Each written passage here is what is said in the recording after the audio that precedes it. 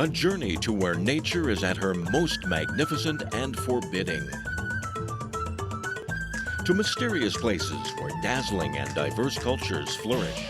Where China's numerous ethnic groups draw you into a world of color and vibrancy. Where distinct lifestyles, traditions, and crafts have survived the test of time. Join Travelogue on its 17-part ethnic Odyssey, visiting more than 100 places across China. Ethnic Odyssey, an enlightened look at China's rich ethnic heritage.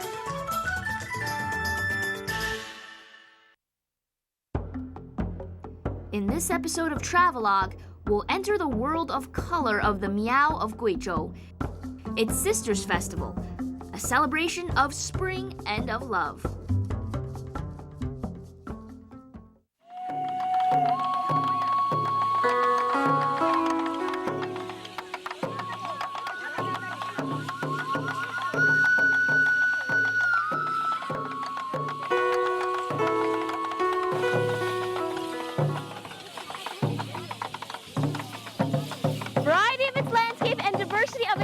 Welcome to Travelogue's Ethnic Minority Special.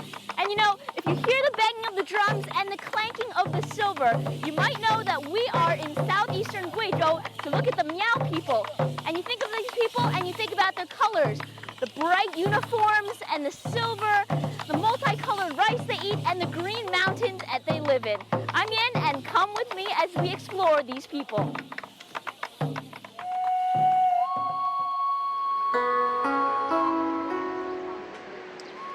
There's an old saying, the birds nest in trees, the fish swim in waters, the Miao live on mountains.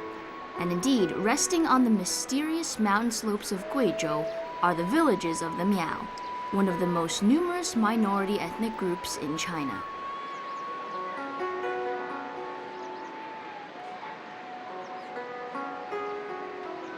Today, we're off to the Guizhou Miao and Dong Autonomous Prefecture, a center of authentic Miao culture. Here, the wealth of color will surprise you. Dazzling costumes, rainbow-colored rice, and glittering jewelry. No doubt there are stories to be told about the vivacious hues used by the Miao.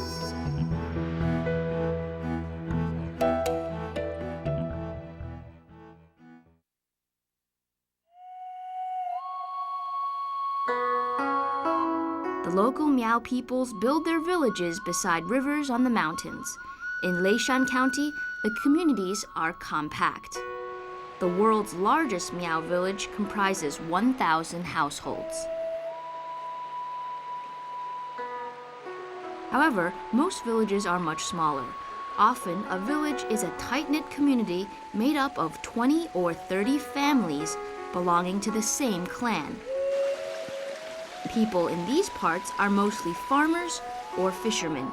They're quite self-sufficient, from growing their own food to building their own homes. Miao houses are wooden and high above ground, standing on stilts to accommodate the hilly terrain. Everything is in balance with nature.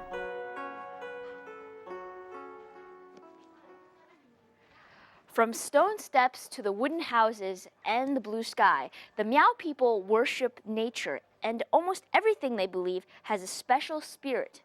And so, surrounded by this environment, you can only imagine what type of lives these people lead.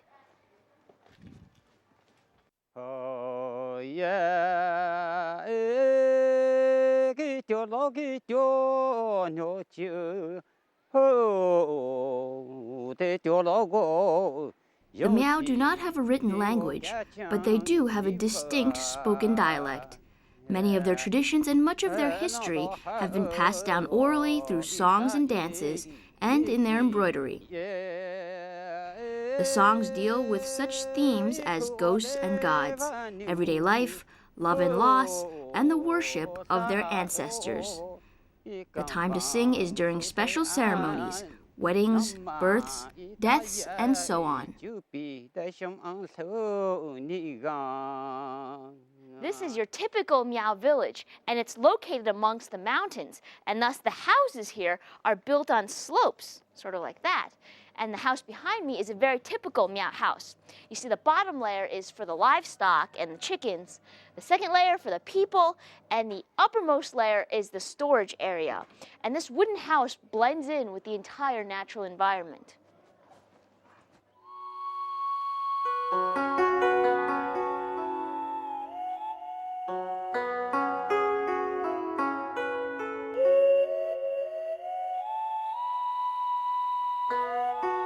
People here also pass down their legends by depicting them in their embroidery, paintings, and paper cut. The paper cut is one of the most typical Chinese folk arts. The women who fashion the intricate designs tend to be very familiar with historical legends and stories. What may look like simple butterflies and birds and the regular sun, in fact, are symbols reminding the Miao of their unique history.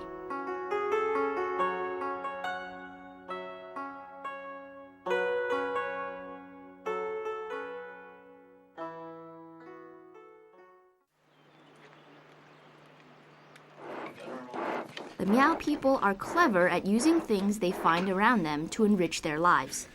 The bamboo that is found here is shaped into a traditional wind instrument called the lu sheng and played by the Miao to celebrate a harvest or in worshiping their ancestors. A key part of the instrument is the metal piece that controls the vibrations of different tones. Now, it may seem straightforward enough, but it takes an experienced craftsman to master the shaping of the metal piece. 怎么控制就不一样的那个声音呢？低级的它就长就厚，高级的它就薄就短。你看，你听下声音。低八度，这个是高八度。So you see, the different plates have different notes and different sounds. So let me give you my mic, and then you can get a better listen. 您再给我弹一下。你听。So that's the deep one. 你看，这是高八度。And that's the thin and the short one. 我能试试吗？可以的。你看，你试吧。Okay. So this is the finished product with all the different wooden sticks and the different pieces inside. So I think you blow here and you cover any one of the holes.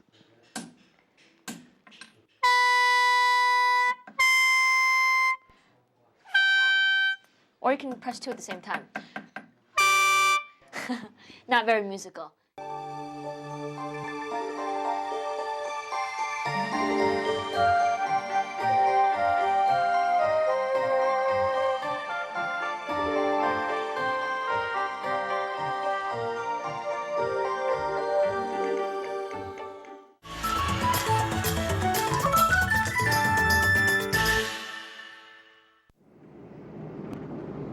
Next, we're on our way south to Biasha, a place that is unique among Miao population centers for how little it has been affected by the modern way of life.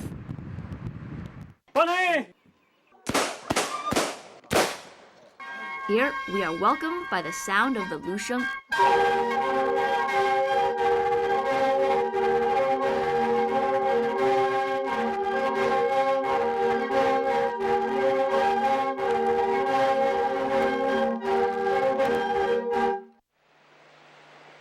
Biasha is hidden away in a forest, and the village is filled with towering trees and waterside houses.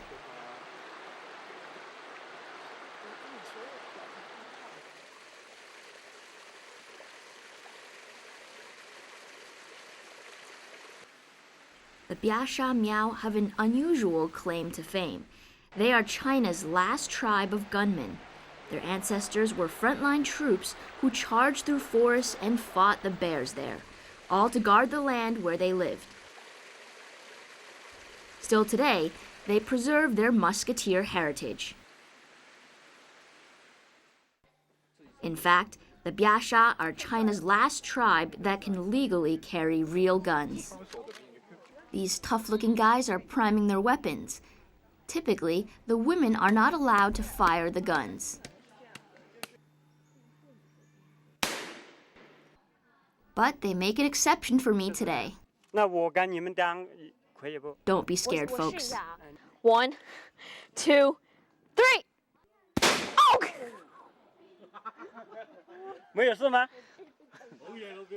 That basically was my first experience. And you know when it was a kids, don't play with guns.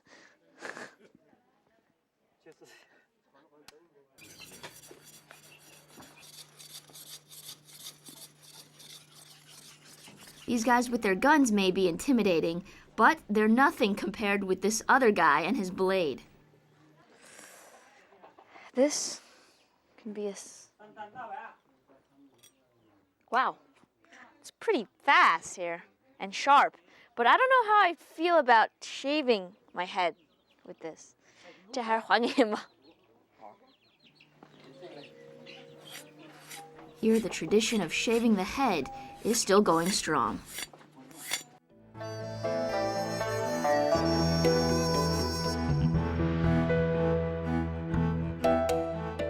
The blade caresses the scalp and patches of hair fall to the ground. This shave is done without any shaving cream or even a rinse. Most of the hair is cut off, and all that's left is a clump in the middle that's twisted into a bun. The bun is a symbol of masculinity and power, and boys get their first haircuts as a rite of passage. It's a haircut that's existed for thousands of years. Biasha in the Miao language means place where trees flourish. Still today, people here observe rituals for worshiping the holy spirits, such as trees and even a direction. The belief here is that the ancestors of the Biasha Mao traveled to this land from the east during a time of warfare. So they're worshiping the home of their ancestors in the east. The ceremonies involve climbing a mountain, facing east, and burning incense before trees. The Miao believe the buns on their heads represent the trees, which to them are holy. A tree is planted whenever a baby is born. Often it will be cut down to make the coffin when that person eventually dies.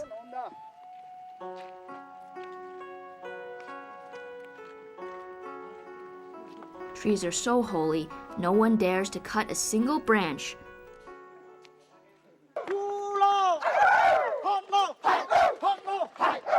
Let the bullfight begin. May the best bull win. Ding!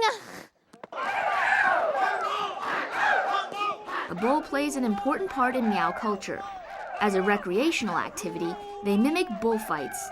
The tree trunks represent charging bulls, which fight each other. It's nothing like a Spanish bullfight in which man is pitted against beast. Instead, it's bull against bull.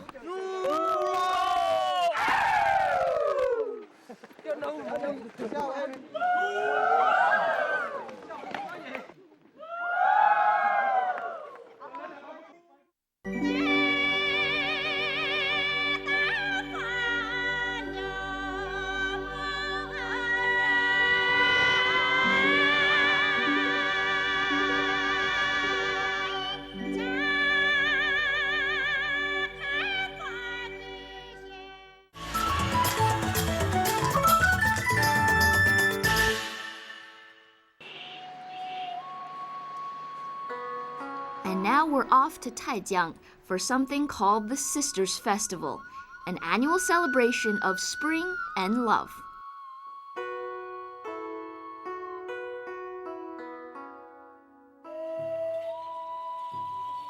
The Sisters Festival is to the Miao what Valentine's Day is elsewhere. Girls dress up in their finest, including all their shining silver jewelry. Then they reenact the courting customs that have been observed by the Miao since ancient times. The girls hurry off to the tops of mountains where they collect wildflowers and berries. This vegetation is used to dye the glutinous rice a variety of colors for the festival. The rice, the most emblematic item of the festival, may later be given to the suitor. See? Just like that.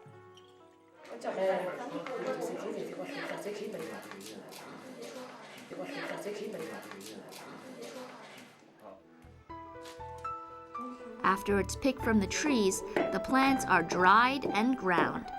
Then they're boiled in water until the color comes out.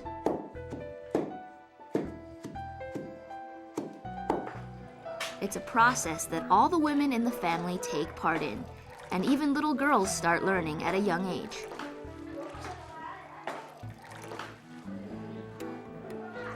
The colors that are all from nature result in rice that is usually dyed blue, pink, yellow, and white, representing the 4 seasons. The sisters' rice is crucial in the courting process because the rice balls are the tools the girls use to respond subtly to a sitter's advances. The multicolored glutinous rice is wrapped into small packets with treasures inside, things like leaves, vegetables, and nuts, each with a particular meaning. Receiving the rice is like receiving blessings from your meow neighbors. But then again, who knows? Maybe someone here has a secret crush.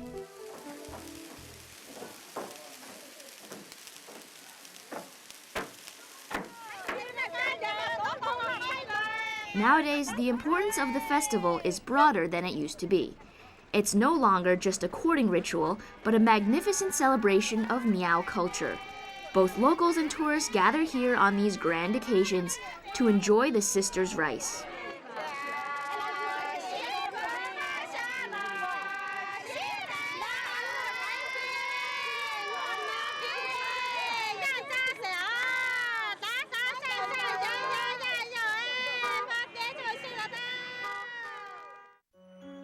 Nearby, the street vendors sell many items, all of different colors and all handmade. You see, sewing and embroidering for the Meow women is believed to be a way of demonstrating respect for one's ancestors. To celebrate Sisters Festival, many people from the villages bring in their best handicrafts and their best products at this market here, where they can sell their products.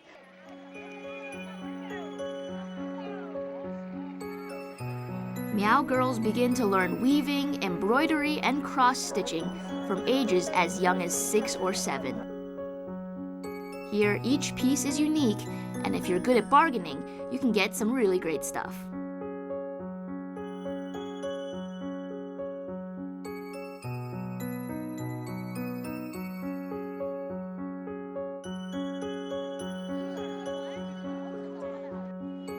It's very flashy, you see. It's colorful, just like the Meow people themselves, who enjoy all this color. And for the Sisters Festival, everything happens to be in color as well. Their costumes and the rice they eat, it's sort of like a mix of all this. And all this is hand embroidered. You see, even here, it's like a little piece of mirror or something. Silver ornaments feature prominently in a Meow outfit. That's because silver is believed to be the symbol of light, which dispels all evil spirits. Meow girls wear the most complicated and finely worked silver headdresses and ornaments. It's long been the custom for them to decorate themselves from head to toe with silver.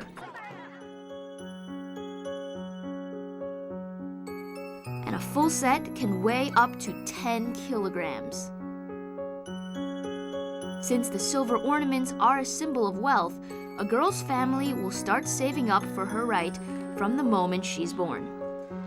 The most valuable item she'll ever own is the headdress, which by tradition is decorated with phoenixes.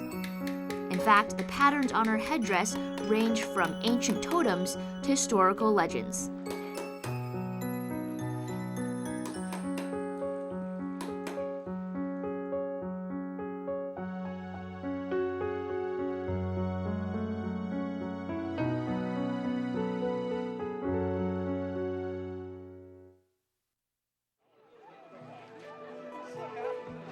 The Sisters Festival brings villagers from many remote areas together, most of them in search of a partner. But for me, it's more like an array of beautiful costumes, colors, and local traditions. It's like a walking cultural show.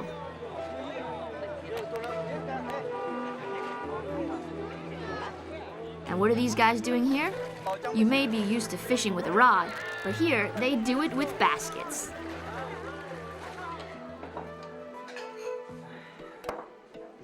Eating is also a very social event. Families and friends sit at long tables dressed in their silver gear.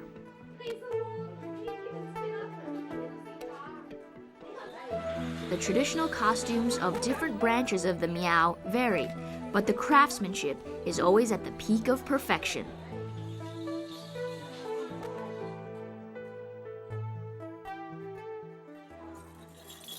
I feel like I should be wearing sunglasses here because all the girls from the village have put on their best attire, all this silver, to welcome in the men from the other village for the festival. And you see, they brought the best foods, their best clothes, and the best songs.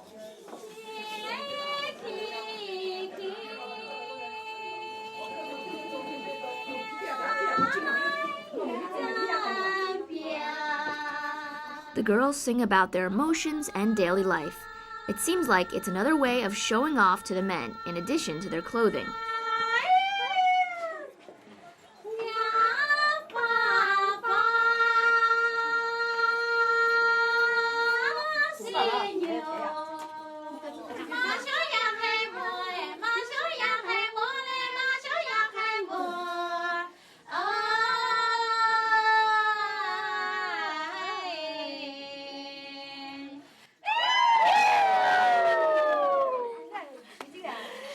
Thus begins the festival. And you see, people celebrate here by the girls giving the men their alcohol. But since I have nobody to give it to, you want some? Ew!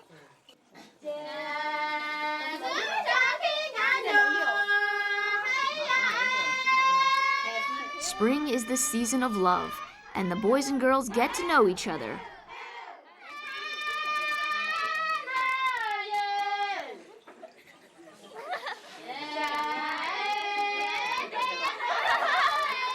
Who knows? This may be the beginning of a beautiful relationship. Well, I guess you're supposed to feed the other person as a sign of your welcoming them. 你愿意吗？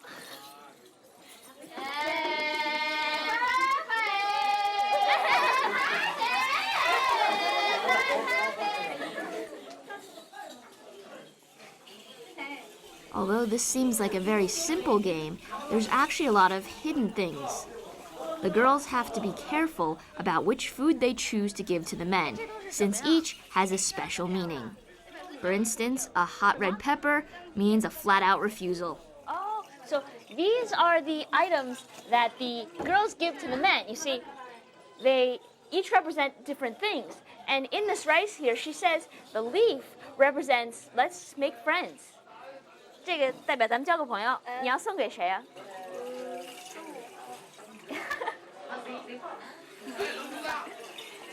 这我的这个是代表不喜欢的那个。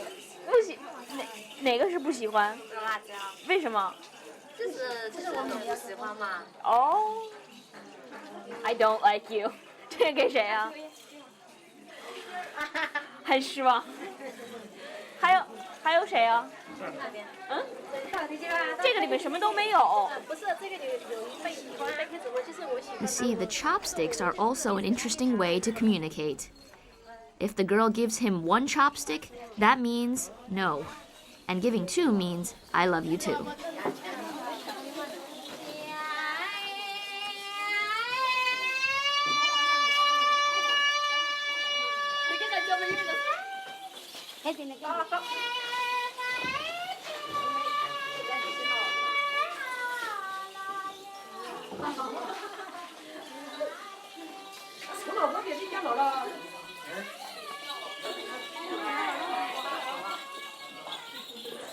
Good luck to the newlyweds.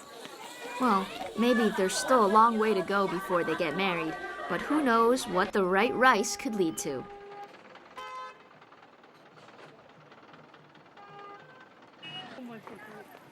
The festival is held every year in April and lasts 5 days. Apart from everything else, it's the perfect opportunity just to enjoy the spring weather. The young people sing, dance, eat, and court. As for the married women, they're more likely to be busy dolling their daughters up in layer upon layer of silver.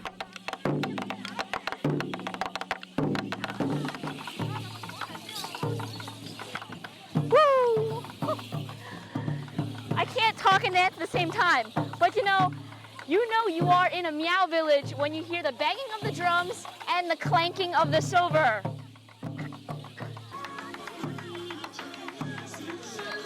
The unmarried girls dance slowly in a circle in their ornate silver-encrusted costumes. The music is supplied by a big drum in the middle.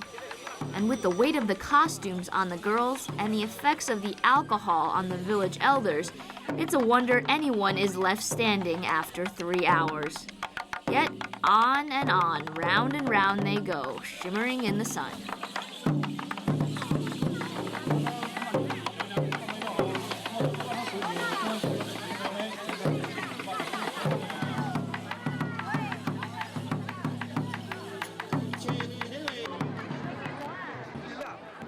It seems to me that you don't always find the best performances in fancy theaters with magnificent acoustics.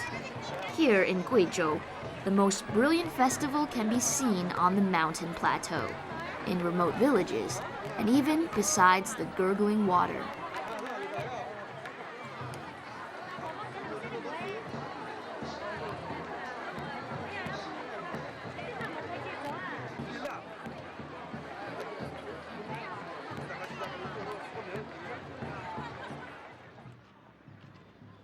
In the distance, the drums are still banging and people are still singing and dancing. But this ends our journey in southeastern Guizhou. I hope this trip has made us better understand the Miao people, the vast mountains they live in, and nature itself. I'm Yin, and see you next time on Travelogue.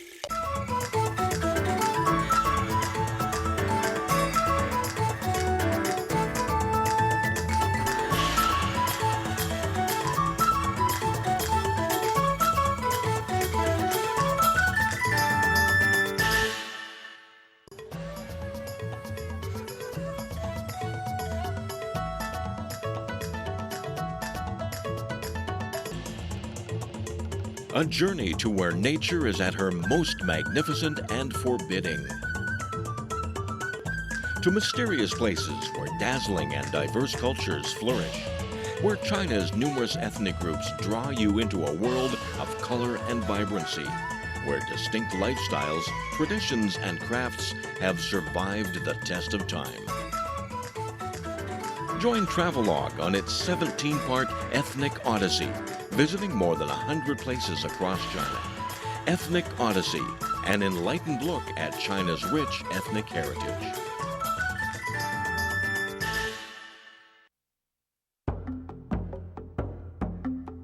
On this episode of Travelogue, hear the songs of the Dong people echo through the mountains of Guizhou, recounting tales of their culture and history.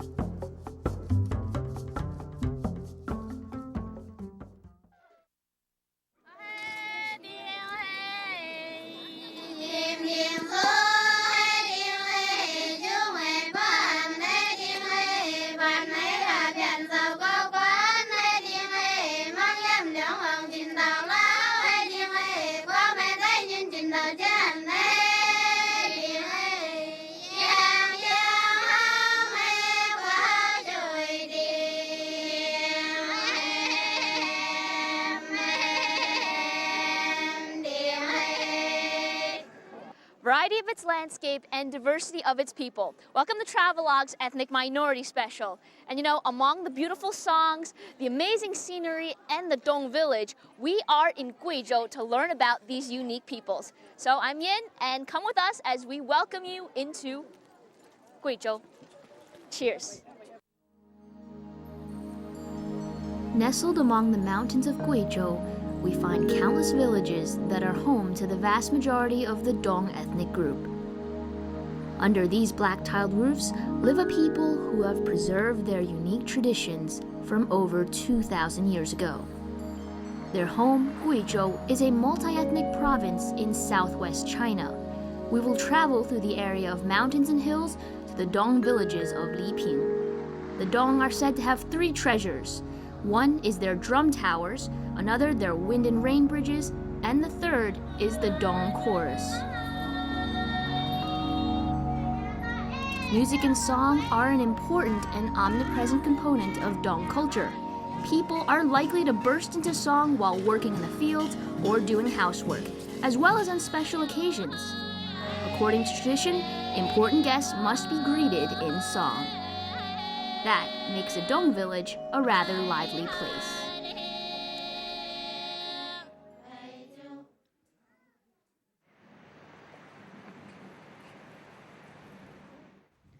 After over 2 hours of twisty mountain path, we're finally up here. And if you look down, you actually see the village. It's tucked in between the mountains, and it's very self-sufficient with everything you could need from Mother Nature. But I think I hear some music. Maybe the people down there are greeting us. Let's go.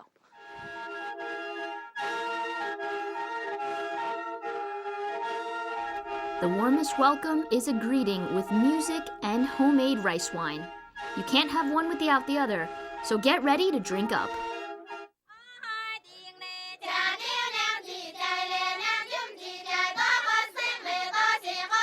So, there's a blockade of people in my way from getting into the village here, but I'm going to cross anyway. 过去吗？怎么不能过去啊？怎么能过去？对歌。So I have to sing with them. 该我了吗？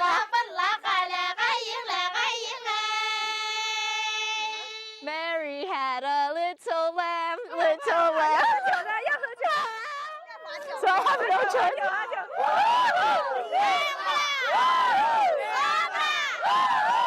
能过了吗？ So now I can cross because I've drank. 能过了吗？能过去了。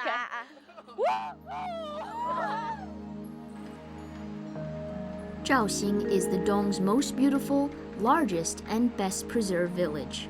This is certainly a must-see stop, surrounded by mountains and crossed by a river. In fact, Zhaoxing has even been included in the Guinness Book of World Records because of the purity of its ethnic culture.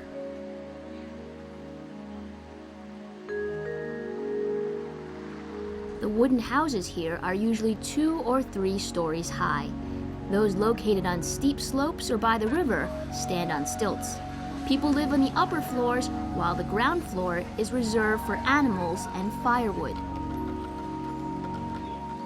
There is little sign of the modern world taking hold in this town. The villagers still live in their old wooden houses and still have their traditional costumes. The lifestyle hasn't changed much either. During the day, men and women do the farm work, the elderly do some weaving, and children dabble by the water.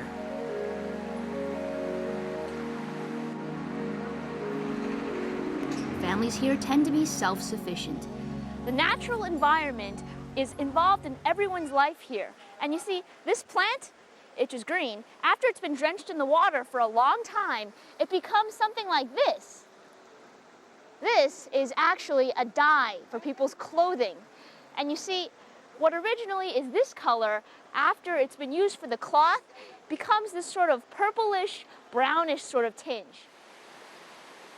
People here make their own clothes. The women are busy dyeing the fabric and weaving, either in the street or on machines indoors.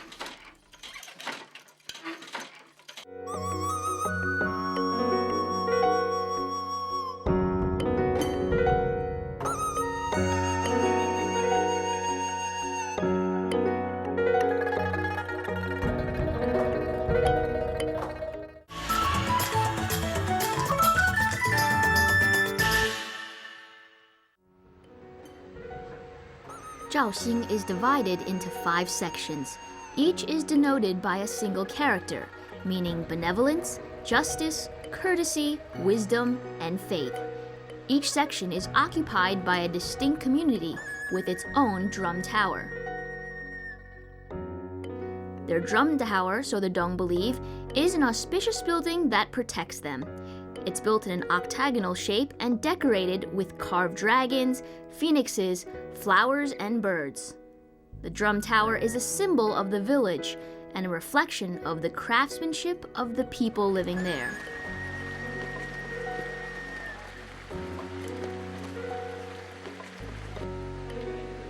When the village is built, the most skilled villagers get together to build the drum tower.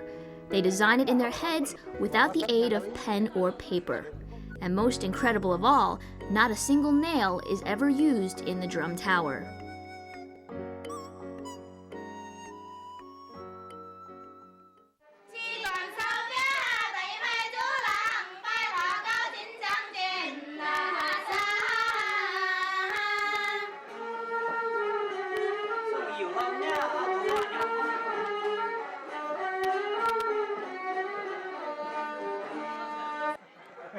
There's a play going on.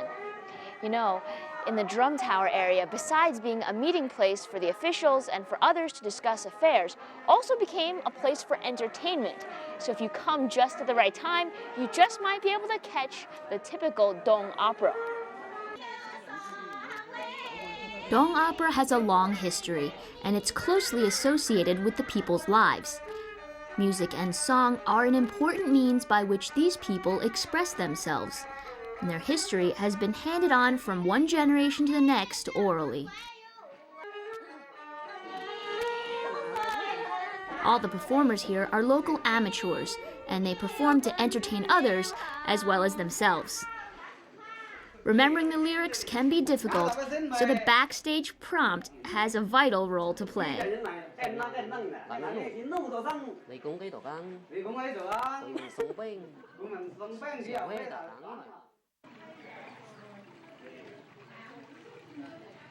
Hey, it's the drum tower behind me.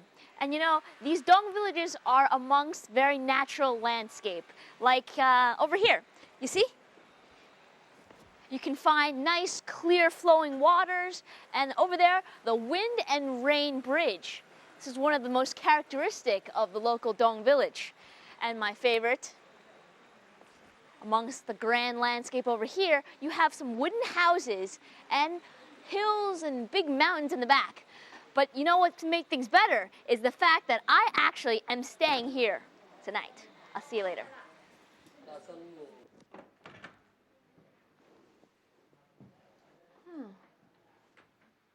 Not bad. Simple, clean. I can stay here for tonight. Ooh. Wow, look at that scenery.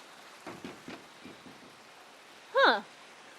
It appears like I have some neighbors up around me as well. Actually, many people decide to stay for more than just a few days to experience the real Dong life.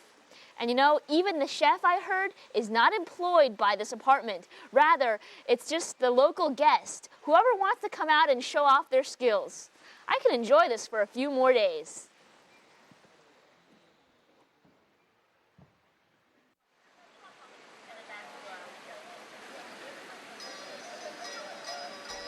At night, we see another side of Zhaoxing village. Although traditional culture is preserved here, it's also a place mixing past and present. In this quaint bar, in this old village, the furnishings and music are ethnically Dong, but the people are from every corner of the world.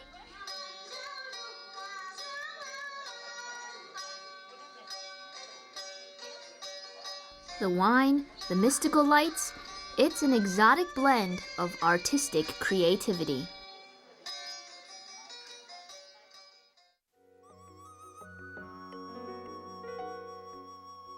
Dong people typically build their villages on rivers, so bridges are essential. Every village, whether it's large or small, needs these special structures known as wind and rain bridges. We take a trip to a village called Sijai to visit one particularly beautiful bridge. The bridges are sometimes known as flower bridges because of the exquisite sculptures and frescoes that cover them. The longest bridges, which are over 76 meters, are like huge dragons stretching across the water. And there's nothing like sitting on a bridge on a sunny day and chatting with a few new friends. The Wind and Rain Bridge is the most characteristic structure here in the Dong village. And they're called so because you see this roof here, it protects you from the rain and from the wind, obviously. And besides serving as just the bridge, it also is a form of art. If you look over here, you see this is a picture of the local people going about their daily lives. They have umbrellas in their hands, but I guess it was before they had the Wind and the Rain Bridge. Over here, you can also see a different sight. You see, the man and the woman are under the tree near the bridge, and you see the man is playing a local instrument and courting the female. So the bridge here served as a place for hot dates. You know what I mean? Over there, same thing.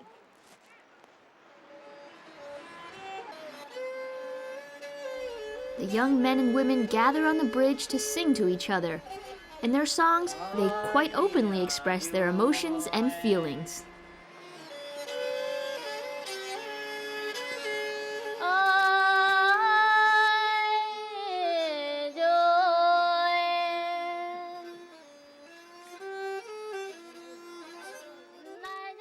Feeling shy? Well, here, dating is not just a two-person deal. Instead, both parties bring their friends.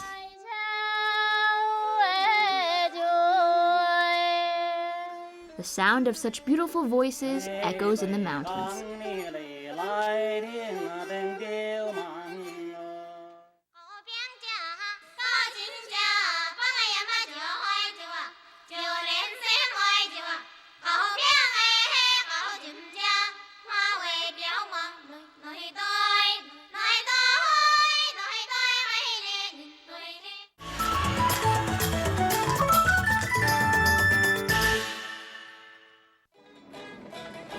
Next, we're on the road to Huanggang, where shelter is provided by wooded mountains above meandering streams. Here we can find the most pristine of Dong ethnic culture. Although the journey has plenty of natural barriers, it's certainly worth all the effort.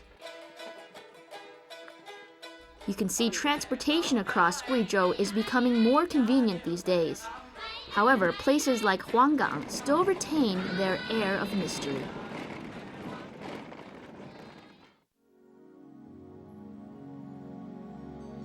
Guizhou, the home of the Dong people, remains largely a hidden treasure compared to its neighbors Yunnan and Sichuan, both of which are top tourist destinations. And of all the places in Guizhou, there are few more remote than Huanggang, which is unlisted in guidebooks and on most websites. Because of its relative geographical isolation of China's southwest, the Dong people have had little contact with the outside world. Thus, Huanggang preserves the age-old traditions of this little-known ethnic group, whose history dates back to the Qin and Han dynasties over 2,000 years ago. The people here are superb musicians, fabric makers, and architects who spend their entire lives in the village. Say something. See?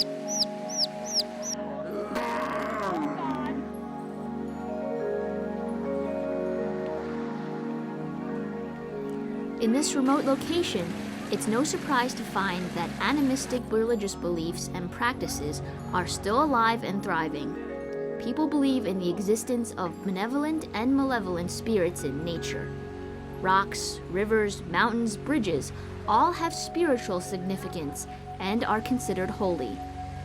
The small village of just a few dirt roads is a place with unique charm and wholly different from anything I've ever seen before.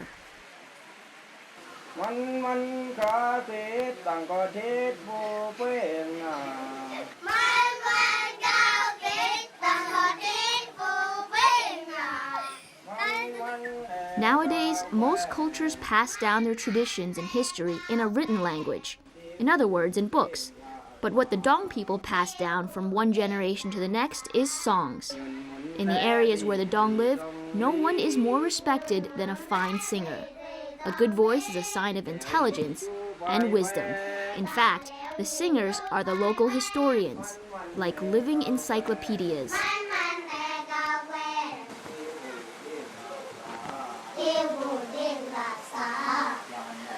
I heard from the locals that there would be a grand song lesson right here today, so I decided to check it out myself.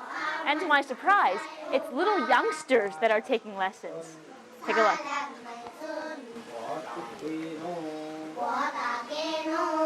Since childhood, the Dong learn to sing the special songs of their people. This is an essential part of their education. The songs are a part of their heritage that reminds them of their past, and in doing so, gives them direction for the future.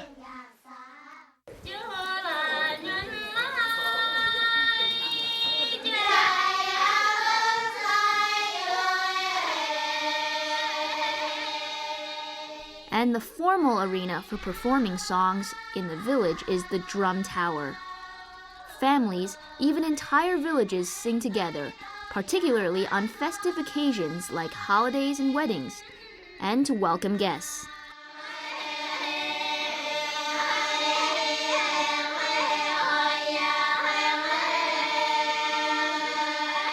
The most popular form of the song is the grand song. This is generally a narrative, whose major themes range from love stories to episodes from history, and even lessons in morality.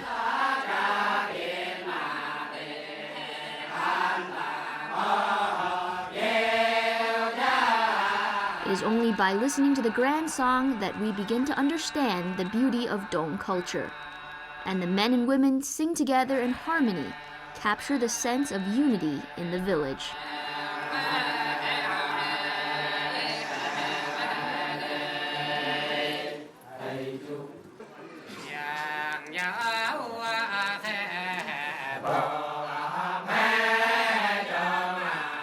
The drum tower is seen as the center of the village, and the tower gets its name from the drum hanging from the ceiling, which is beaten to summon people together.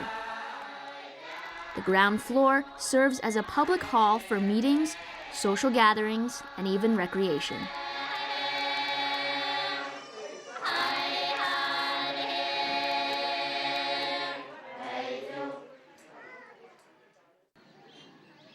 So important is the drum tower that when a village is first being built, it's the first building to be erected. The drum tower's value is partly symbolic, but it's also practical.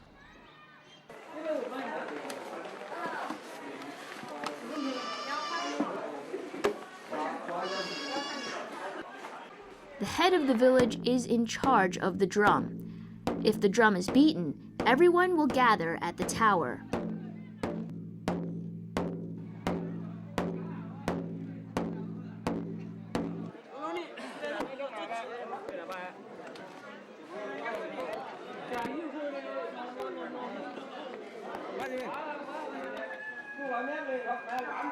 Benches are set up, and the tower is a place to discuss community affairs, rather like a town hall. And traditionally, meetings are attended exclusively by the men. It looks like something big will happen today, as all the men have arrived. Maybe there will be some important guests at the village.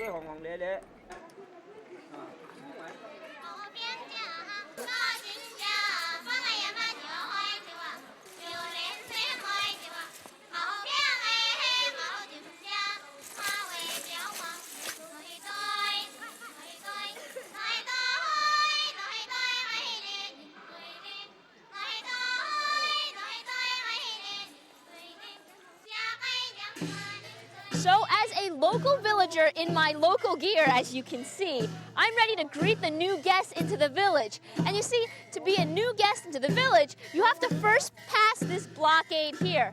And how do you do that? Well, you have to either drink or sing. Let's see which one we will choose.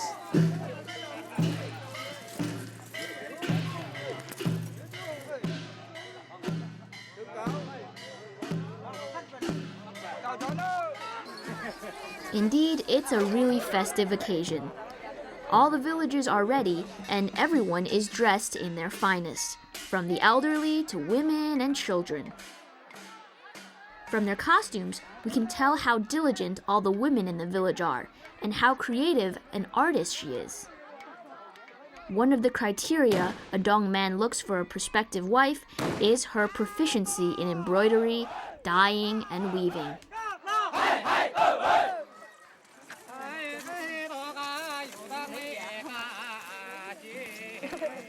And the alcohol begins.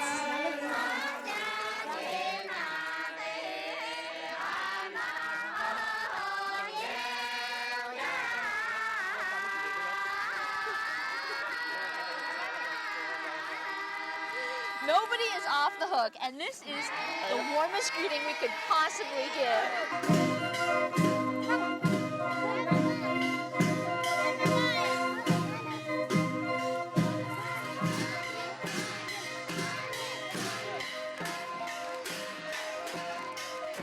Doing bounce city, bounce city, bounce. There's a special ceremony for all the VIP, the people who make special contributions to the village. And what happens is you sit on this sedan chair and they bounce you up and down into the village. Once you get to the main gate, they make you drink. And if you don't, you can't get in. Bounce.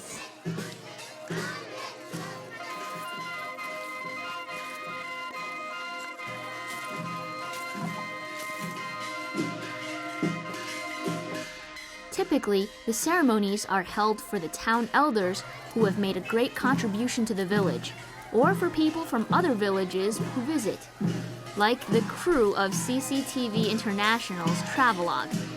The ceremony expresses thanks to these people.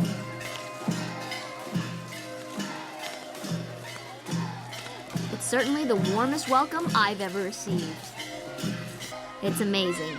The ceremony is no less impressive than a walk on the red carpet.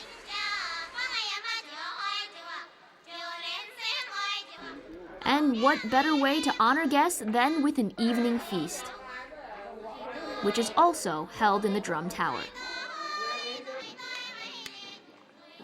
The local food tends to be salty and rather sour, with a staple of glutinous rice. Dinner is a communal activity with the entire village sitting together near the benches.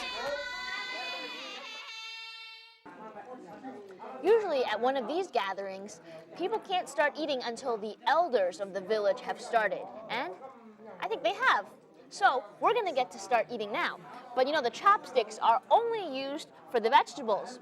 The main course, the rice here, you have to use your hands. Like that. Oh.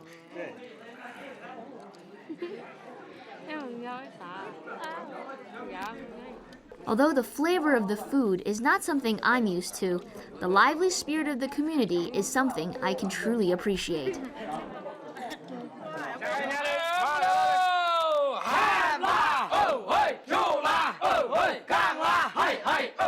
For the Dong, nothing goes better with a good meal than a good drink. Most men here are very fond of a drink, and they make their own rice wine. Flavor is pretty strong, as if it's richly filled with emotion.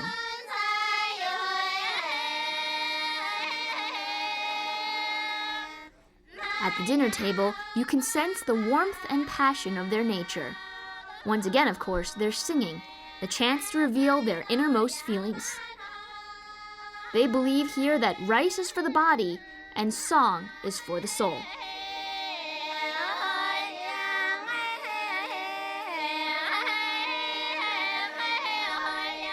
Surrounded by their cheerful songs and heartwarming smiles, I truly feel like I'm amongst the most pure-hearted of company.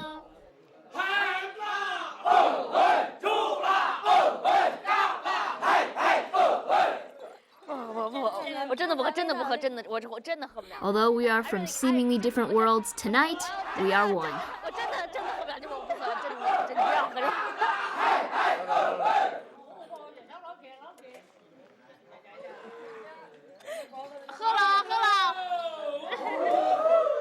This is just the first cup.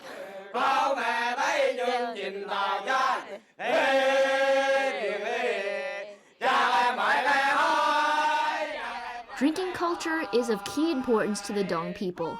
It's a symbol of their hospitality. I'm not a big drinker, but you simply can't refuse these people. I have no choice. See you tomorrow morning.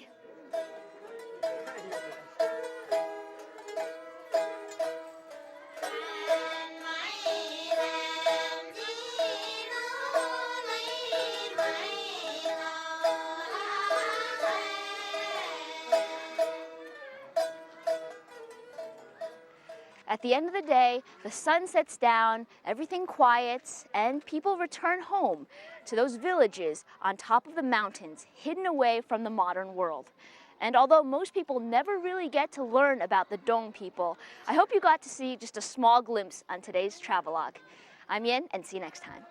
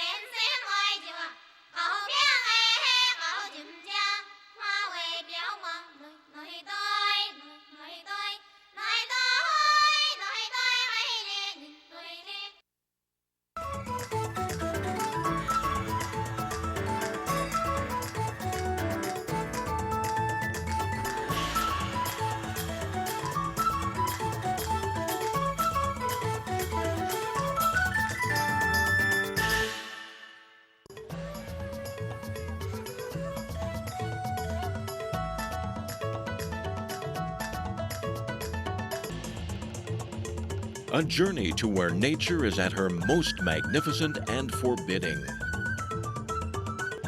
To mysterious places where dazzling and diverse cultures flourish.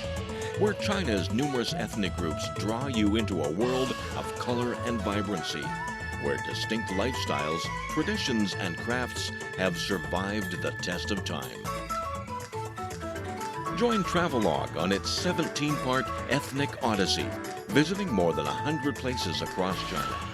Ethnic Odyssey, an enlightened look at China's rich ethnic heritage.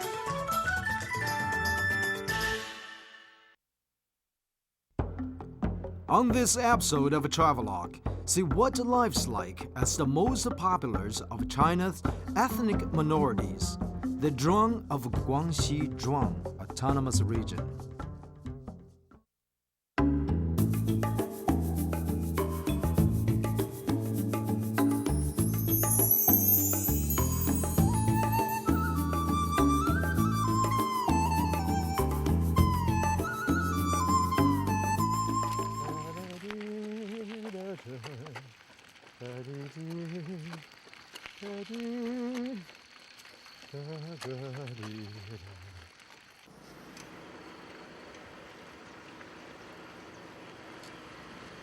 The variety of China's landscape, the diversity of the people. Welcome to Travelogue. Welcome to the Northeast series. This is Guangxi, autonomous region with strong people living everywhere. All right, let's go. The Zhuang are the most popular of China's ethnic minorities, with a population over 15 million. They reside mostly in the mountainous regions of southwest China's Guangxi Zhuang Autonomous Region. The rest have settled in Yunnan, Guangdong, Guizhou, and Hunan provinces, scattered over places shared by other ethnic groups. In Zhuang minority, there are so many songs and music. Actually, we just got here find out there are so many branches. Even in one minority group, they have their branch. There's northern, southern, there's all different kind. Because their location, geographically different location. So the music differently. And the music different, the songs different, the instruments, music instruments different. For example, they have this out of a snail, snail. They snail. They eat the snail and then they use that to make an instrument. And even this they can make out of music. It's quite interesting.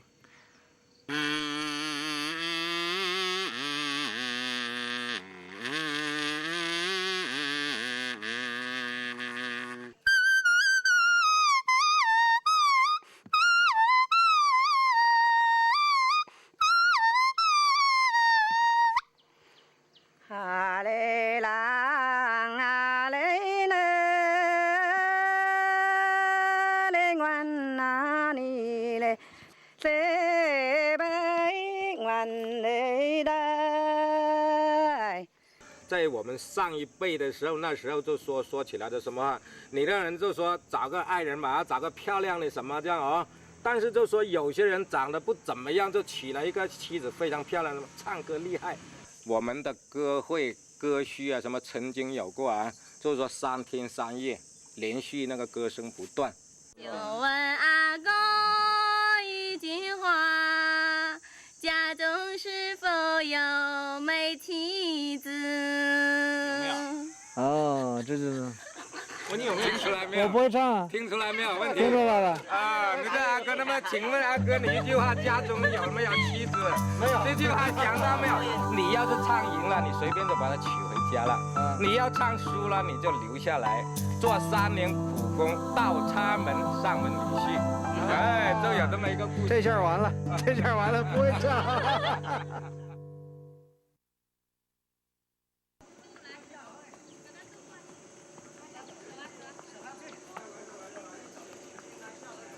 I was not ready to be plowing in the fields for the next 3 years. Luckily, the hospitable Zhuang peoples introduced me to their local friends. Hi. 德宝矮马，它是世界上矮马品种中成年马体型最矮的一种。小马有点乖啊，不要咬。矮马，4岁马了。这个马呢，在我们藏族呀，就是经常呢帮助咱们藏族人，就干很多农活，包括就是驮一些玉米啊，从大山里边走出来这些，我们藏族人都非常的喜欢这个我们当地的这个德宝矮马。别抢，别抢。它都很听话的这种马。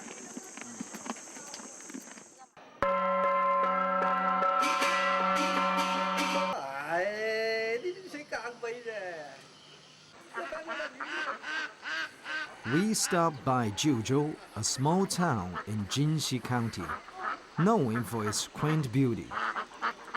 Residing in the Jiuzhou are 500 households who are famous for making a particular drum handicraft. Embroidering is a skill they pass from generation to generation.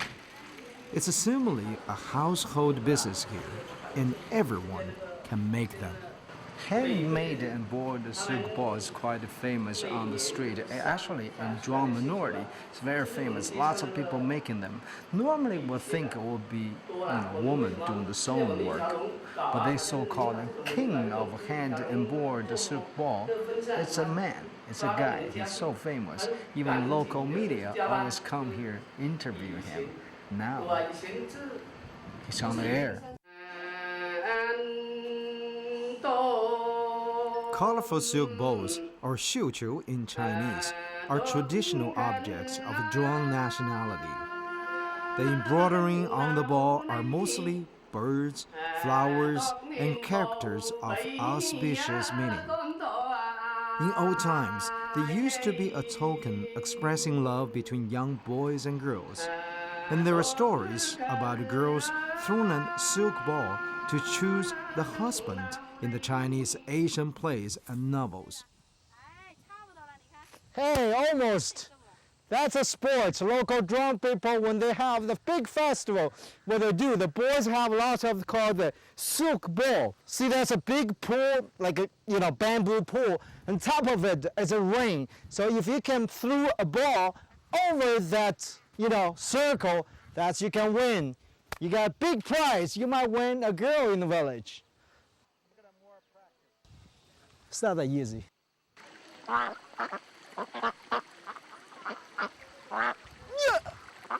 Whoa! Almost got it.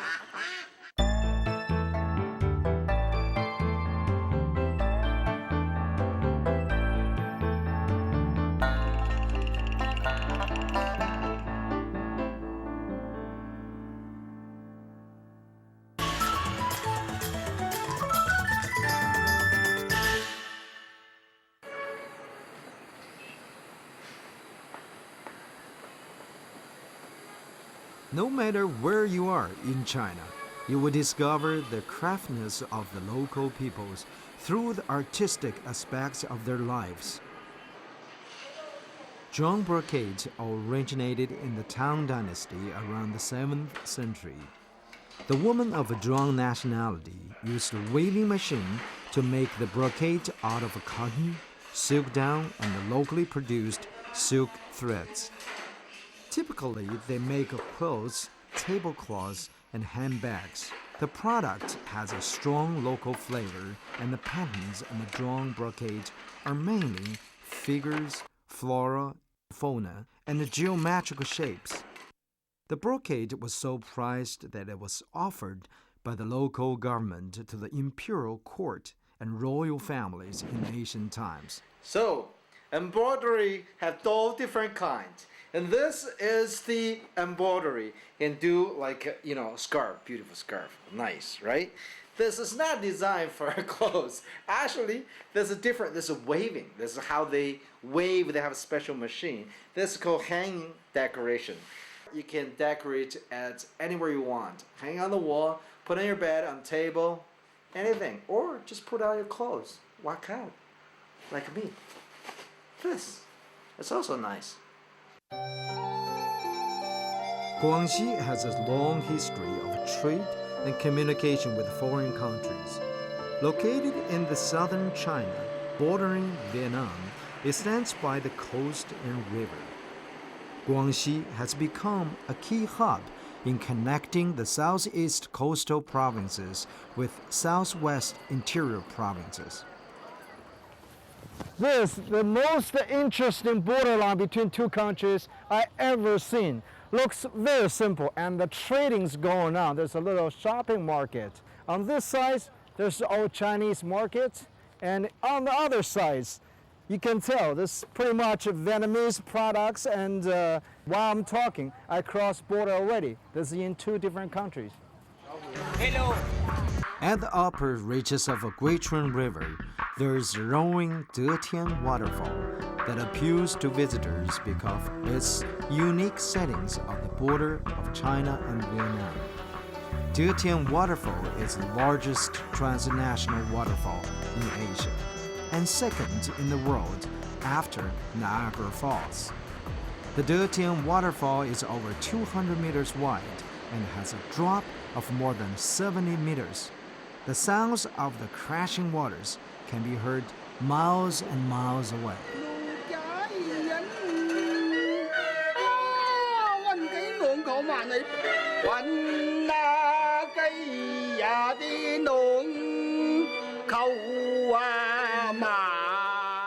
Amongst the mountains and waters of Guangxi, the Zhuang have developed a lifestyle completely unique to them. They are industrious, hard-working people who also know how to have some fun.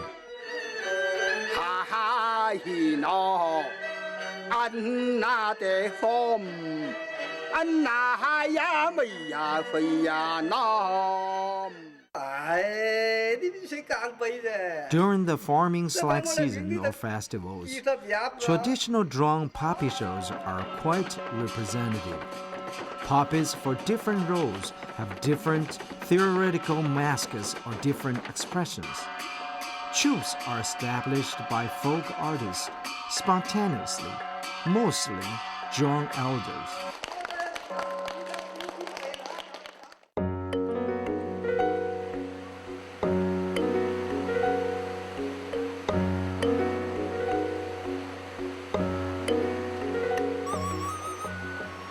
The Zhuang people have inhabited Guangxi since ancient times, living on the plains and in the river valleys of the hilly west. They cultivate rice in paddy fields and practice an economy that easily merged with that of the Han people. They are often referred to as water dwellers because their settlements are close to water. Thus, it's imaginable that the Zhuang's culture and customs are tied to this water.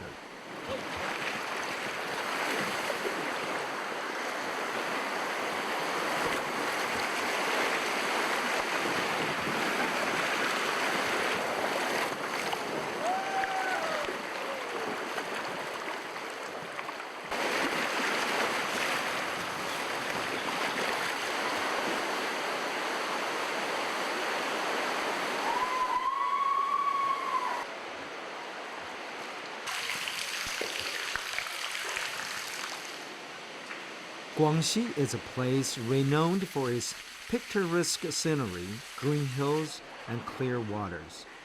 For some visitors, the great appeal of Guangxi is the karst limestone topography.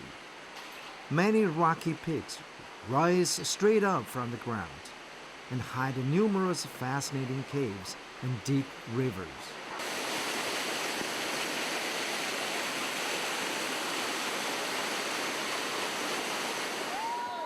This drifting adventure will run through the unusual underground river and the 3 limestone caves, which is certainly my first experience through a mysterious landscape of unique beauty. It's so much fun. Too bad I got nothing to do. I can just relax, fall asleep. Too slow the water. I can just fall asleep. Boring. Very boring. Ah!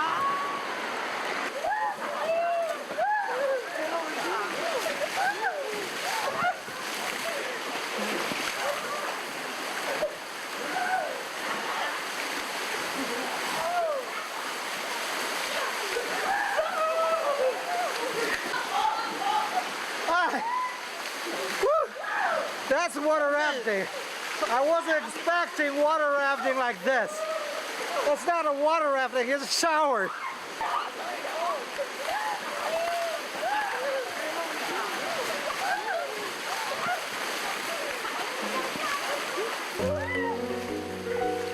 The Zhuang people have used the natural resources of their environment to fulfill their basic needs.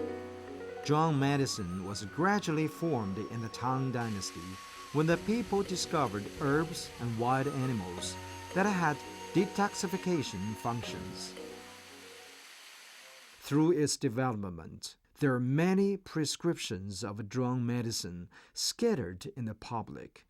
These prescriptions become a part of the Chinese medicine. Have you heard of a biting tree? This is the one. Any human body touch it, you can get allergic. That's the one. In the forest, everything could happen. The Zhuang medicine made some more development in the Ming and Qing dynasty from the 14th to 20th century. Most medicines are developed based on the Zhuang folk secret recipes from hundreds of years of experimentation and experience. Zhuang drugs can cure many kinds of poisons, such as snake poison, insect poison, and food poisoning. It is also their belief that the poison itself, when used in appropriate amount, can cure diseases. I got really sick, catch cold, so headache really bad. I need to see a doctor.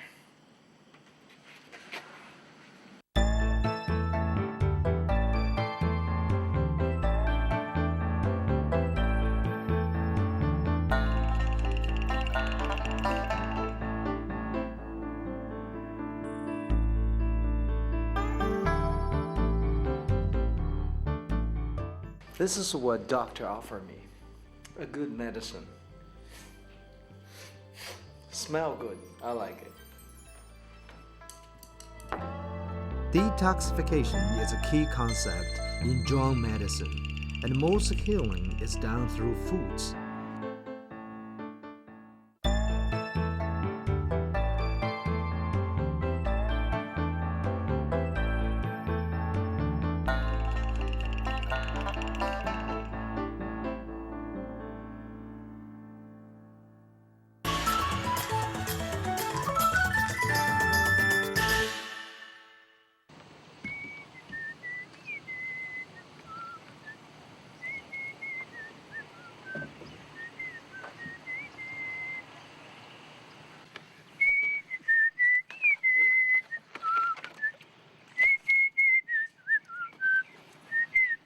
The Zhuang are known as artistic people, skilled in singing and dancing.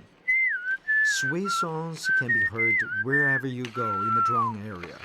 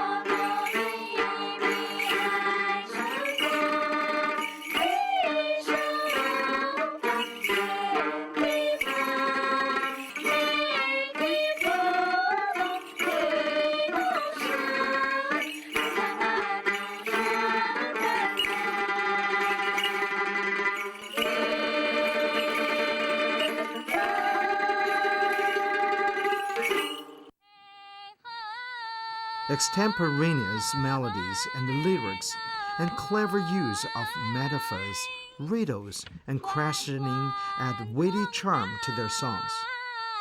In the old days, every Zhuang community held its regular song fest at given venues. On those occasions, young people from nearby villages would come together in their holiday best to meet each other and choose their lovers through songs. Ancestors of Zhuang, the Luoyue people, have left behind lots of historical sites and cultural relics. There are many examples. Their beliefs, customs, song and dance, and even mysterious art, which we can see but are unable to completely understand.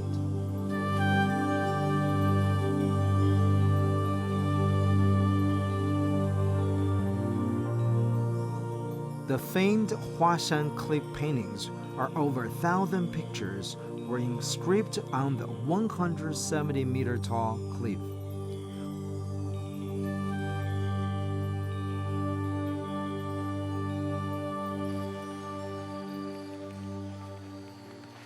Paintings on the cliff between hundreds of meter high mountain and the water left a wonder for the human being. It also indicates long history of a Zhuang minority. My question is, why the color lasts that long, and the scientific proof that paintings at least more than 1,500 years ago, maybe 2,000 years ago. So try to imagine that time. How can somebody get there, paint this painting? It shows the whole history of Zhuang minorities. It indicates the people, their lifestyles, their working, the war. A lot of paintings. It's not just one or two. The whole cliff, there's all paintings. That's a big mystery. Some contend that they depict hunting scenes of the primitive society or sacrificial rites. They're believed to have weathered rains and storms over 2,000 years and are still surprisingly vivid in color.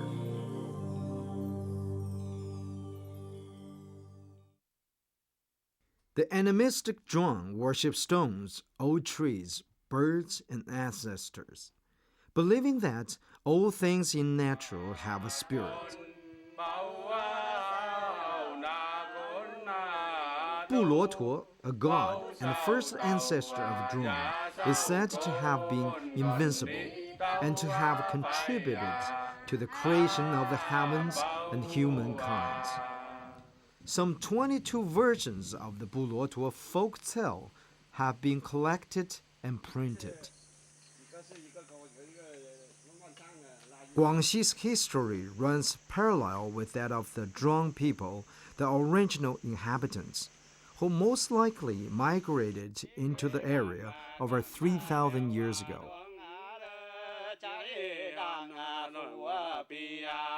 Zhuang was one of the names the ancestors of ethnic group gave themselves. The term was first recorded some 1,000 years ago in the Song dynasty.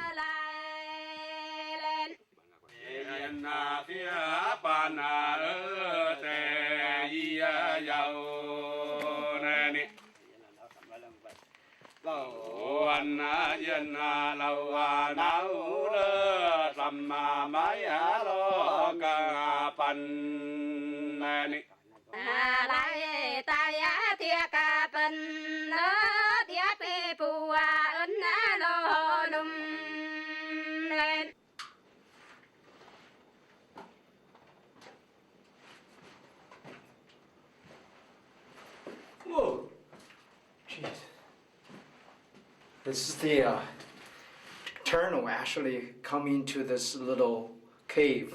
The cave will look a temple for local people, and behind the cave there's a tunnel. You can go all through the mountain, and kind of interesting. I'm looking for animals. Could be a snake, could be a bat, could be a scare myself.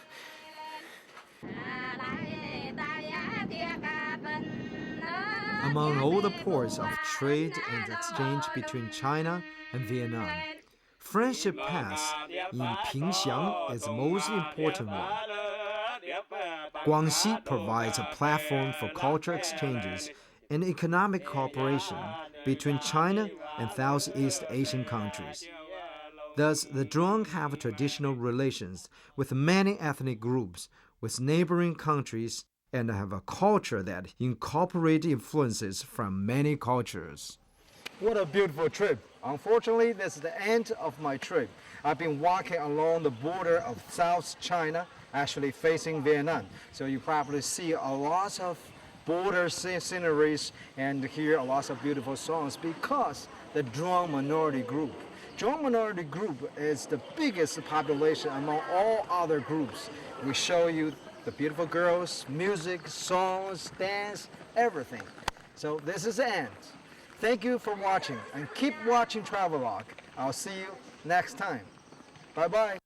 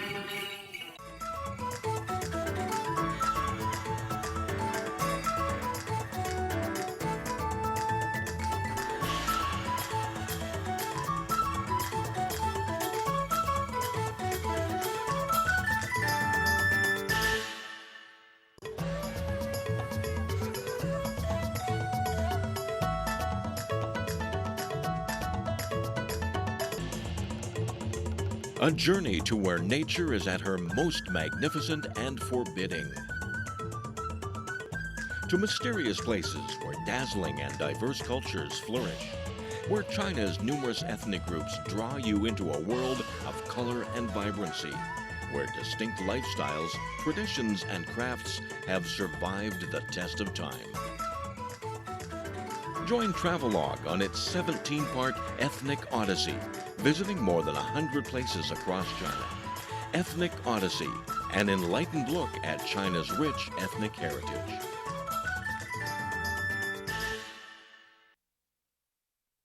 On this episode of Travelogue, the Li minority of the subtropical paradise Hainan let the craftness of their hands and the beauty of their song and dance sweep us away to.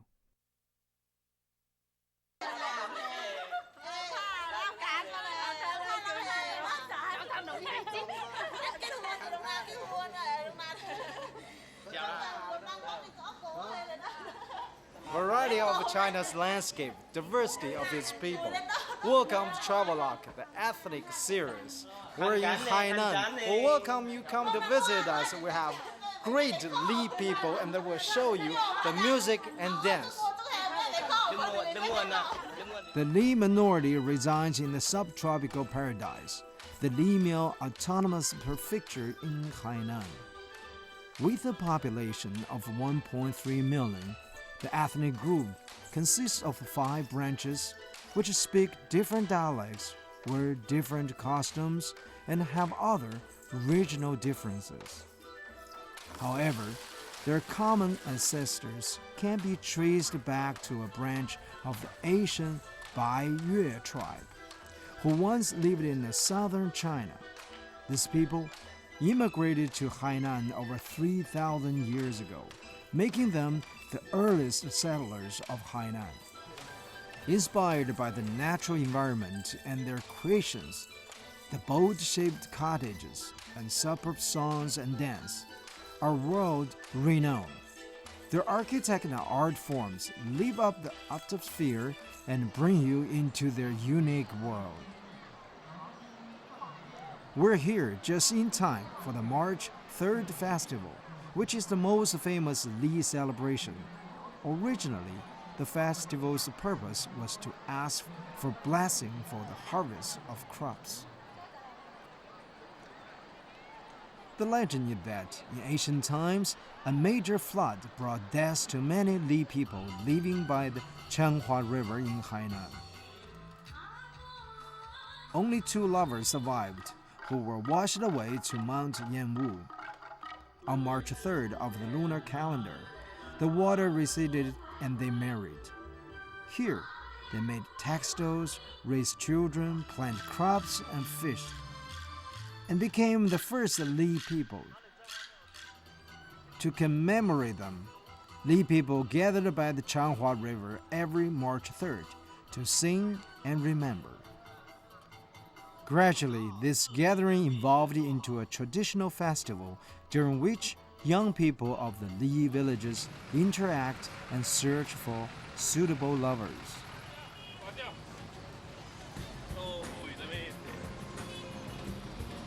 People make preparations for the festival weeks in advance. Women start cooking and young men hunt in the forest. They will get back to the village on the festival, talk about their experience, and show off their bravery to try to get girls' favor. During the Festival of Love, people organize song and dance parties. In the evening, young men and girls sit around the campfires by the waters, on the tops of mountains, to sing and dance together. The girls are dressed in fine jewelry and multicolored clothing, and the men wear red bands on their waists.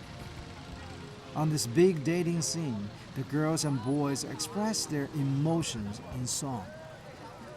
The sweet love songs start out gentle and lyrical to being bold and unreserved. If both parties feel like it's a good match, they exchange small tokens to make arrangements for the next date. During the holidays, Li people are surrounded by song, dance, archery, and many recreational activities, and festival fills the air. Today, March 3rd Festival has become, in some sense, a huge pageant of Li minority group. For the young men and women, it's a chance to find that special someone. For the elders, it's time to get busy cooking, doll up their daughters, and have some fun with community. For tourists, it's a chance to see Li life in its purest form.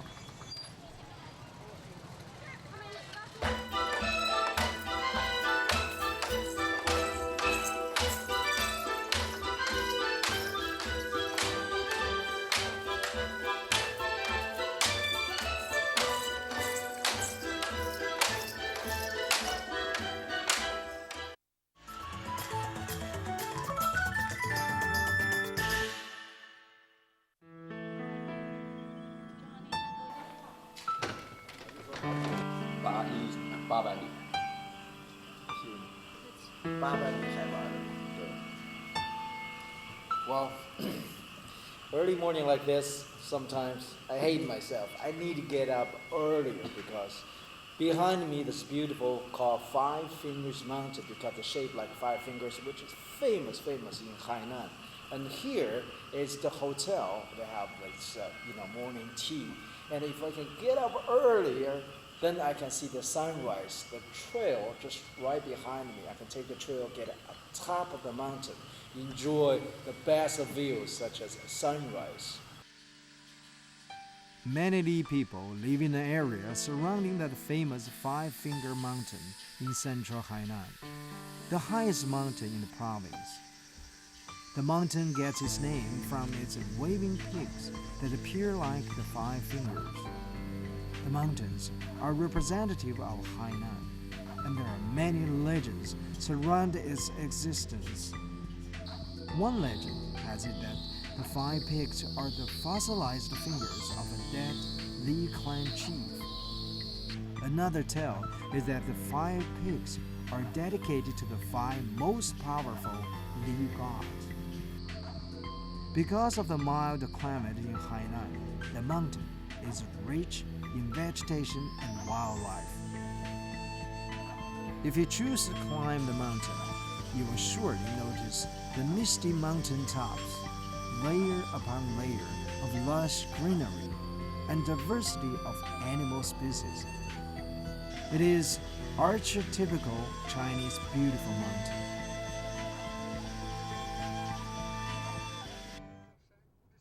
Next, we head to Chubao Li Village, the most completely presented Li village, where we can see local farming life.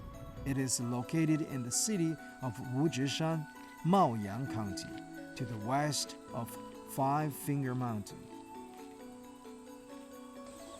Here, local Li people go about their traditional ways of life, living in houses that look like overturned boats.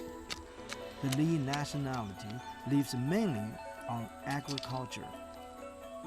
Hainan is in subtropical zone with fertile lands and abundant rainfall, very suitable for agriculture. The area is the country's major producer of tropical crops like coconut, pineapples, cocoa, coffee, palm oil, cashews, mangoes, and bananas. Besides agriculture, other industries such as hunting, handicrafts, fishing, commerce, and forestry also play an important role in their economy. It's not that easy to find an original village like a still have people using their traditional house and materials. Now we found it right here, and here is the entrance of this village. It's a little village. Only have 84 families. Actually, I was told you can count those little houses. Behind me, the house is not for them to live in, or for them to stock their food. Or it's like their rice every like a fall. After that, every house, every family have a little house here, so stock their food for a whole year. So you by counting those little houses, you know how many people living there. And I'm gonna go in to find out. Actually, those are really their house. There's a little entrance to go in.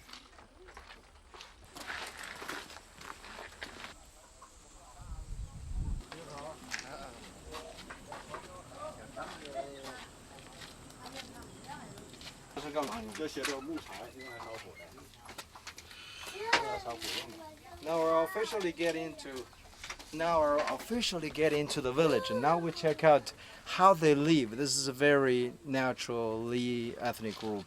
They've been living here for years. They still keep the traditional way. 主任家。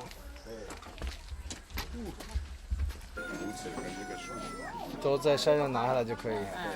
Everything is from material. When we talk about the construction, structure of the house, everybody living a structure like this, we can see. I was told all the material was, brought from the mountain here, like bamboo, of course, and then you have lots of straws on the ceiling, so that's protect the rain, wind, And then there's like a wood, it's like a tree branch as the structure. And between, they use the bamboo, cut this really, really thin band and wrap it around to hold all the constructors. No nails, no other materials but the wood and bamboo and straw. All the three materials from the mountain right here. So, very strong actually. 这能坚持多少年? For some people, living in boats all year round is common. However, these boats aren't your typical boats, because rather than in the water, they remain on land. The roofs of these houses are supported with three trunks, and the walls are made of knotted bamboo scraps, coated with mud. The unique houses of the Li are designed to withstand the storms that hit the tropical island.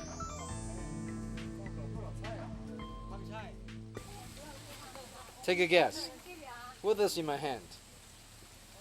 Let me tell you, this is a bag. It's very popular for local ladies. Everyone has one. What they do is they have a string. It's made out of bamboo, very tight and strong. And they have 2 years comes out. And what you do is when they go out, they just use a string, tie up your waist like this. So you can put everything there. They can put a tool there. It's very popular here. If you don't understand, let me tell you this. For example, in the big city, in the metropolitan city, everybody carry LV bag, Chanel bag. Here, this is local village Chanel and LV because everyone has to have one of this. Traditionally, Li people live in a communal life, with men taking care of hunting while women do all the household work.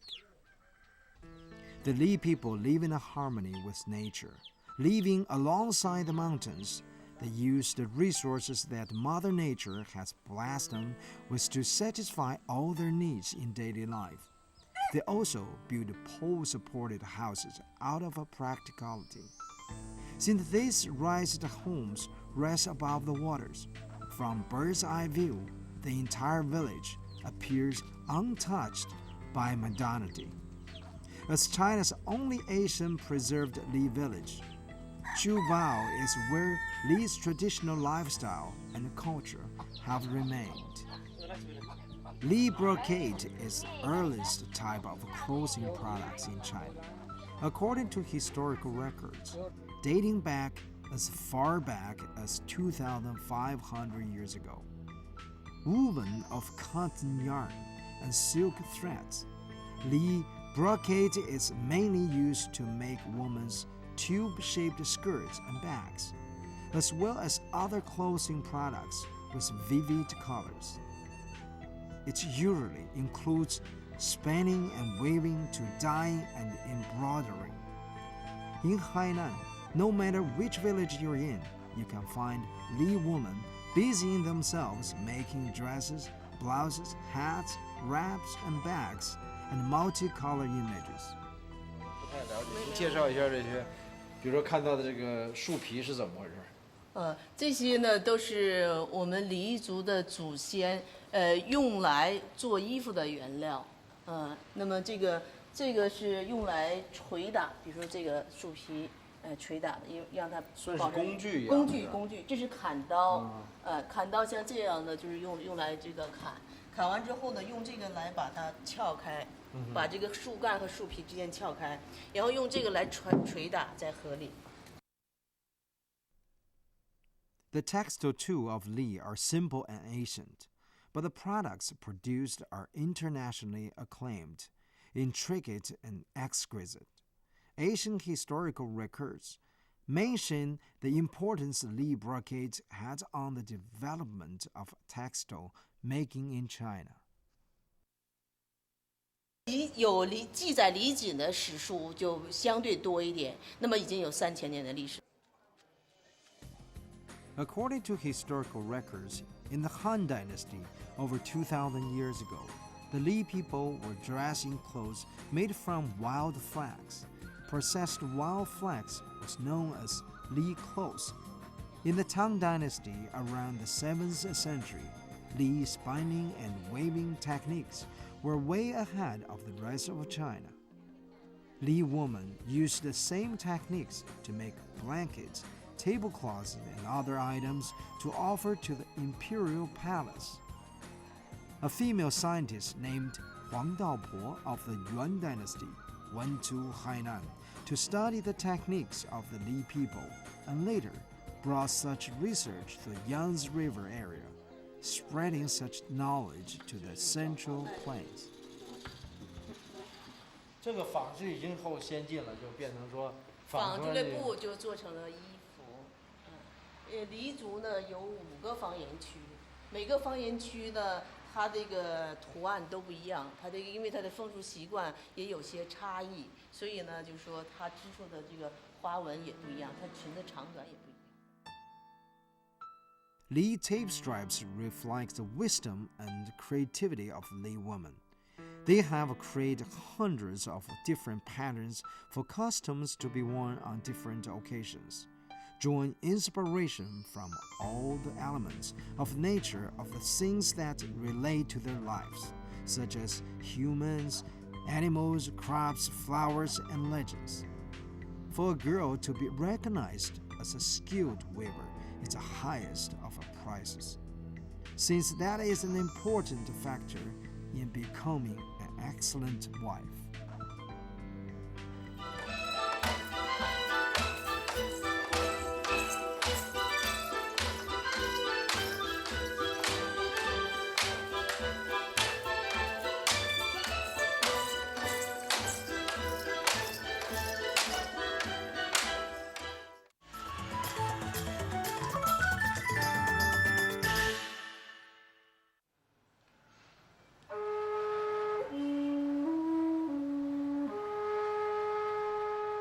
When people are celebrating at gatherings or during the non-farming season, the Li villages are filled with the sound of music and instruments. Some tones are soft and sweet, others festive and proud, some quiet and others rhythmic. Their music and songs reflects their optimism, frankness, and love for life. Whether working in the fields or waving at home, the Li sing non-stop music and song, no stopping of the flute tunes. They have a long history of song and instruments.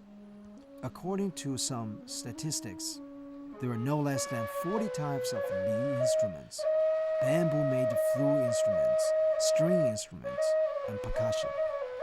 Huang Zhaoan is the only Li person that combines collection, making and performing of the Li instruments into his life.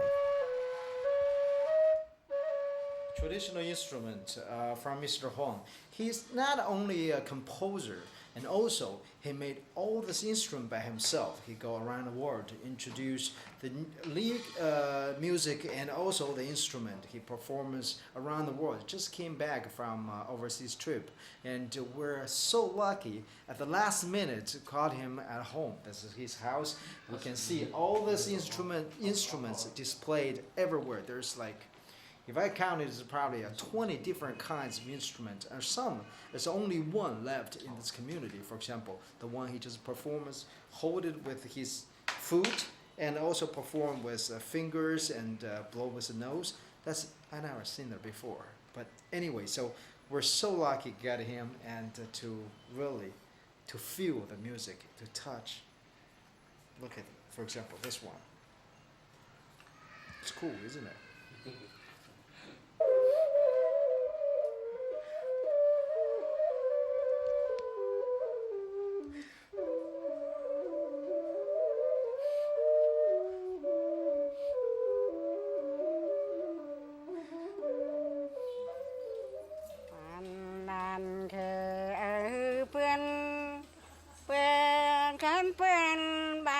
Traditionally, the Li people had no written script, so they passed down their legends through song generation to generation.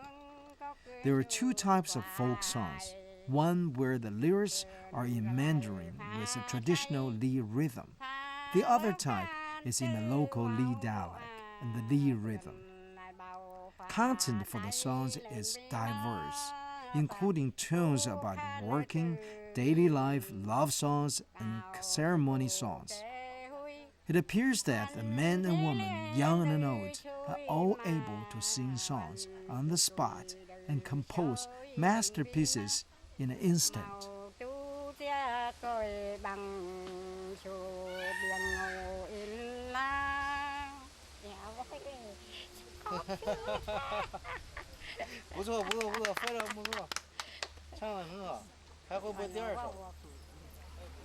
She's thinking of singing another song. I'm trying to talk to her, see if she can think. It was a little problem communication. She only speaks her own dialogue, which is local, the ethnic group dialogue. I don't understand, but we try to communicate with each other to have her sing another song. She's 89 years old. 89 years old. 老婆再唱一首别的歌。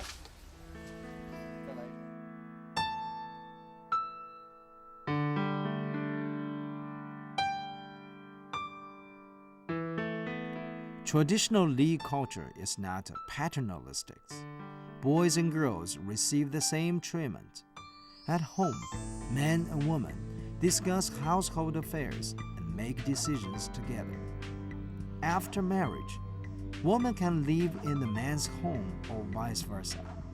People will live with their parents in big extended families. Women in Li are experts of spinning, weaving, dyeing, and so on, and they make their clothes entirely by themselves. Men do the fishing, work in the fields, hunting, etc.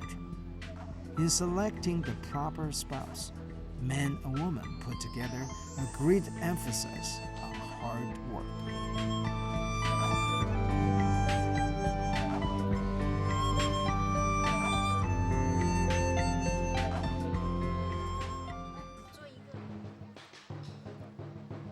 To the Li people, the most important quality of young men and women can have is an industrious attitude towards life and work.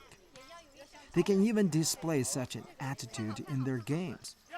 Looks just like fun and games, but here, women look highly upon those young men who can climb the quickest upon the coconut trees.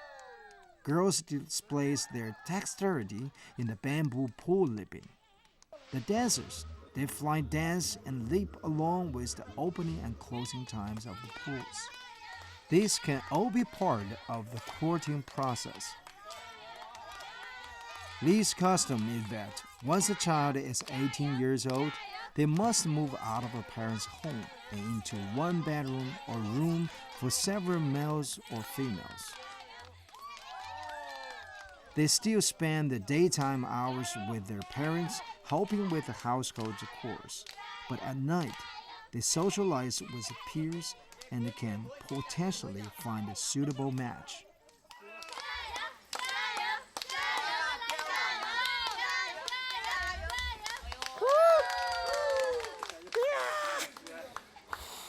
It's not that easy.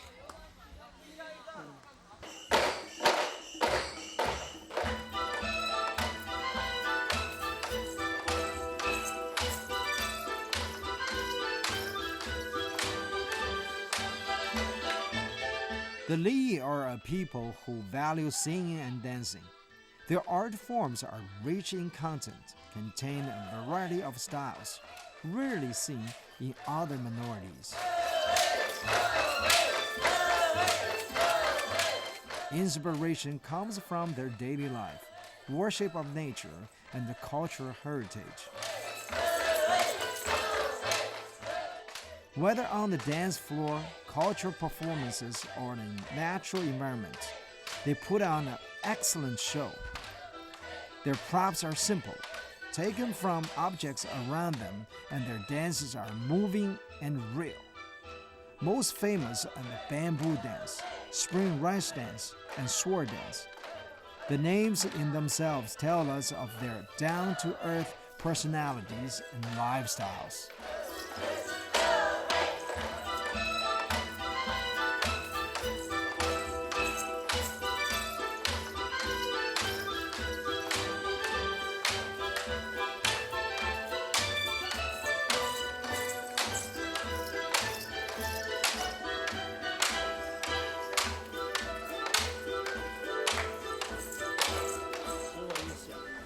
Every time I come to Hainan, I have so many stories, so much fun. And this is not my first time. It won't be the last time. Every time I come here, I want to enjoy it. Unfortunately, too little time, too many stories. And this is the end of our show. And also is the end of our ethnic series. And stay tuned. Come to visit us. We'll show you much more in the future. 拜拜嘿，拜拜，拜拜嘿，拜拜嘿，拜拜嘿，有时间常过来吼，有时间一定要来看望我们啊，拜拜嘿。